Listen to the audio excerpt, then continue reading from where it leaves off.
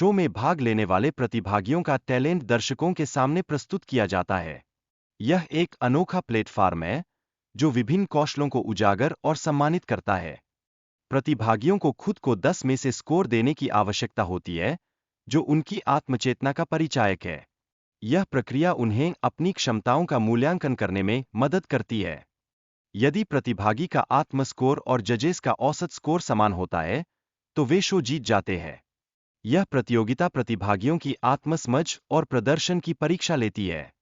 प्रतिभागियों के बीच बातचीत में विभिन्न भाषाओं का जिक्र किया गया है, जैसे स्पेनिश और जर्मन। यह संवाद शो के मजेदार माहौल को और भी बढ़ाता है। किसी गाने का अर्थ समझाते हुए चांद का उल्लेख किया गया है। यह पहाड़ी गाने का संदर्भ देता है और दर्शकों में भावनात्मक जुड़ाव उत्पन्न करता है। शो में प्रतिभागी आपस में मजाक करते हैं, जिसमें ठंड और गर्मी के बीच की मजेदार चर्चाएं होती है। यह दर्शकों के लिए मनोरंजन का एक बेहतरीन स्रोत बनता है। एक व्यक्ति ने बताया कि कैसे रैकेट स्पोर्ट्स खेलने से उन्हें फिट रहने में मदद मिली। इससे उनकी सेहत में भी सुधार आया। व्यक्ति ने फिटनेस रेजीम का पालन करने की प्रेरणा दी है। उन्होंने सुझाव दिया कि सभी को नियमित रूप से व्यायाम करना चाहिए, चाहे उनका वजन कोई भी हो। उन्होंने कहा कि चाहे कोई मोटा हो या पतला, उन्हें अपनी फिटनेस से फर्क नहीं पड़ता। आत्मस्वीकृति वास्तव में महत्वपूर्ण है। व्यक्ति ने साझा किया कि कैसे उनका पहला स्कूल बंद हो गया था और फिर उन्हें दूसरे स्कूल में दाखिला लेना पड़ा। ये परिवर्तन उनके बचपन के लिए चुनौतीपूर्ण रहे। उन्होंने अपने कॉलेज के बंद होने का भी उल्लेख किया, जिससे उनकी नौकरी की संभावनाएं प्रभावित हुईं। यह शिक्षा प्रणाली में अस्थिरता का असल असर दर्शाता है। व्यक्ति ने अपने मित्रों और परिवार के सदस्यों के साथ आई कठिनाइयों को साझा किया। यह जीवन की चुनौतियों और समर्थन की आवश्यकता को उजागर करता है। साउथ इंडियन फिल्म इंडस्ट्री के अभिनेताओं की लोकप्रियता और उनकी अभिनय शैली पर मजेदार चर्चाएं होती है। ये चर्चाएं दर्शकों के लिए आकर्षक होती है। उत्तराखंड में माइग्रेशन की समस्या का भी जिक्र किया गया है, जहां लोग बेहतर भविष्य की तलाश में अन्य स्थानों पर जाने के लिए मजबूर होते हैं। मिमिक्री आर्टिस्ट के रूप में विभिन्न आवाजों की नकल करने की कला पर चर्चा की गई है, जो मनोरंजन का एक महत्वपूर्ण हिस्सा होती है। युवराज ने बताया कि वह बीजीएम खेलता है और इस क्षेत्र में पैसे कमाने की कोशिश कर रहा है। उनका यह जुनून दर्शाता है कि युवा कैसे अपने शौक को करियर में परिवर्तित कर सकते हैं।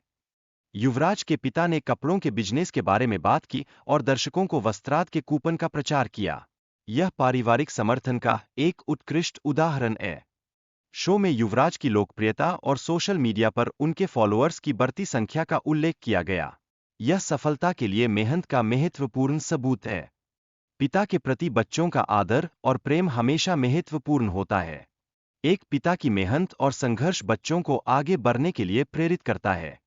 समय का महत्व बताता है कि माता-पिता को अपनी व्यस्तता के बावजूद अपने बच्चों के लिए समय निकालना चाहिए। यह उनके जीवन में खुशियां भरता है। पिता की भूमिका बच्चों के जीवन में केवल आर्थिक समर्थन तक सीमित नहीं रहती, बल्कि भावनात्मक समर्थन भी अत्यंत महत्वपूर्ण होता है। यह बच्चों के आत्मविश्वास को विकसित करता है। युवराज भाई 1 लाख रुपए के पुरस्कार के बारे में बात करते हैं और इसे खर्च करने के अपने सपनों का जिक्र करते हैं। खुशी सनी अपने रैपिंग यात्रा के अनुभव साझा करती है और बताती है कि उन्होंने कोविड के दौरान अपने काम को कैसे जारी रखा। दोनों कलाकार अपने समर्पण और संघर्षों को साझा करते हैं, जो उन्हें अपने लक्ष्यों की ओर बढ़ने में सहायक होते हैं। खुशी ने कहा कि सफलता के लिए मेहनत आवश्यक है और दिखावे पर भरोसा नहीं करना चाहिए। उनकी मेहनत को सभी ने सराहा। खुशी ने दोस्ती के अनुभवों पर भी बात की। उसने बताया कि उसे धोखे मिले हैं, लेकिन इससे उसे सीखने का अवसर मिला। वीडियो में खुशी अपने सपनों के बारे में बात करती है। उसने कहा कि उसे पैसे कमाने का सपना है, जिसके बाद वह और भी सपनों को देखेगी। कलाकार ने बताया कि यह उनका पहला मौका था जब उन्होंने इतने बड़े दर्शकों के सामने प्रदर्शन किया। यह उनके लिए एक विशेष अनुभव रहा।